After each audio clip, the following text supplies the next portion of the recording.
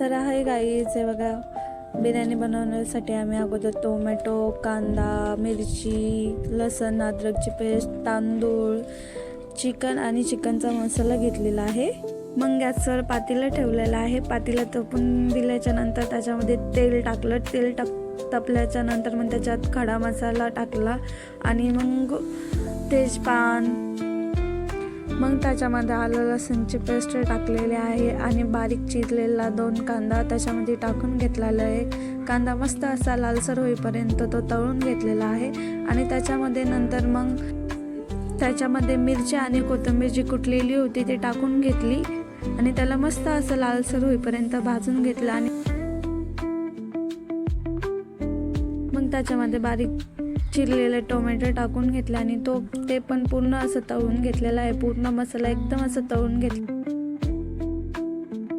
मग त्याच्यामध्ये बिर्याणी मसाला आणि हळद पावडर टाकून घेतलेली आहे आणि त्याच्यामध्ये चवीपुरतं असं मीठ टाकून घेतलेलं आहे आणि ते सगळं फ्राय केलेलं आहे.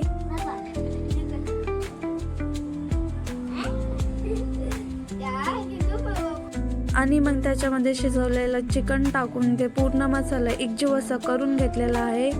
तो पूर्ण असं फ्राय करून घेतलेला आहे आणि तोपर्यंत चिकन फ्राय होईपर्यंत तांदूळ पण स्वच्छ असे धुवून घेतलेले 3-4 पाण्याने आणि फ्राय झालेले मसाल्यामध्ये ते पूर्ण तांदूळ असे सोडून घेतलेले आहेत. त्याच्यामध्ये टाकून घेतलेले ते सगळे तांदूळ पूर्ण असे मिक्स करून घेतलेले आहेत आणि त्याच्यामध्ये लागेल तेवढंच पाणी टाकून घेतलेले, जेवढं चिकन शिजायला लागेल तेवढं.